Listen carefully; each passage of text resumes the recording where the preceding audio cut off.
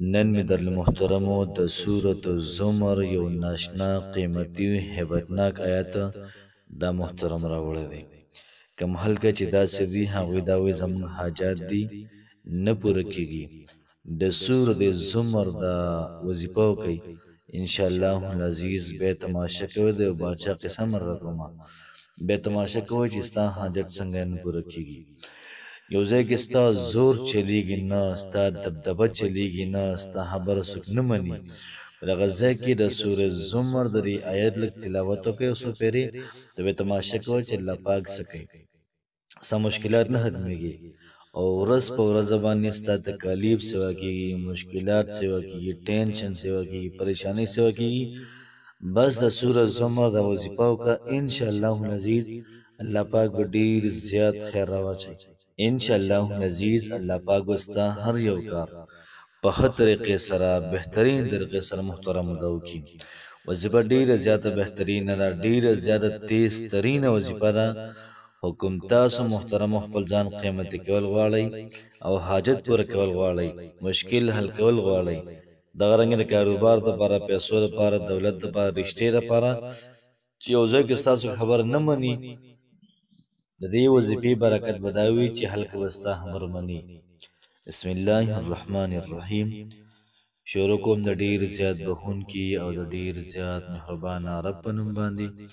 زه ګواهي ورکوم د دې خبرې چې د الله پاک نه علاوه د عبادت لایق بل څوک نشته.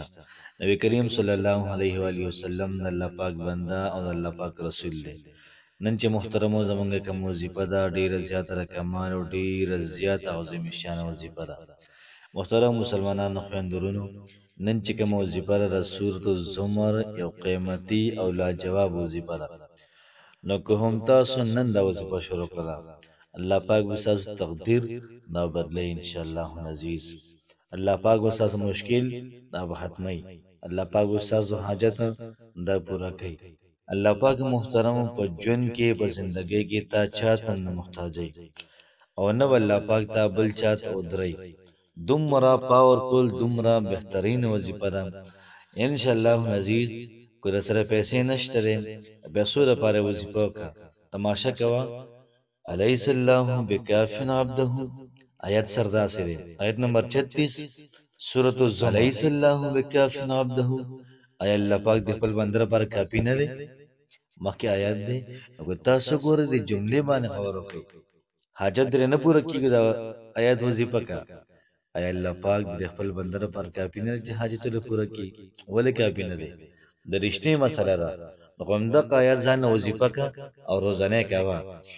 نو ترجمه یې هم سوچ کوه چې آیا الله پاک د بنده لپاره کافي نه دی چې رښتیا وکړي؟ په رښتې به آواز وکړي چې ولې نه دی؟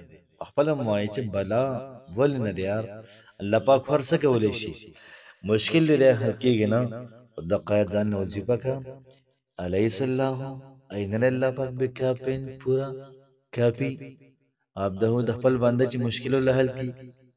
نو محترمو چې څه مسله مي همدغه آیات تاسو ځان لپاره وظیفه کوئ، بیا تماشه کوئ چې الله پاک څه کوي. نو د وظیفې ترتیب او طریقه کار به داسې شي چې تاسو به 11 پیرې درود ابراهیم ووایئ، کوم چې د مانځه درود شریف دی. او دغه پوره آیات چې کوم دی پوره آیات یو سل او یو پیره تاسو ووایئ انشاءالله العزیز. الله پاک به په ډېر زیات ښه طریقې سره ستاسو حاجت پوره کړي او دغه رنګه ستاسو مشکل دا به الله پاک ختم کړي. او آخر کې بیا 11 پیرې درود شریف انشاءالله العزیز په ژوند کې محترمو سکون حاصل کړئ، په ژوند کې به تاسو خوشحالي وینئ. الله پاک هم خوشحاله او آباد ساته.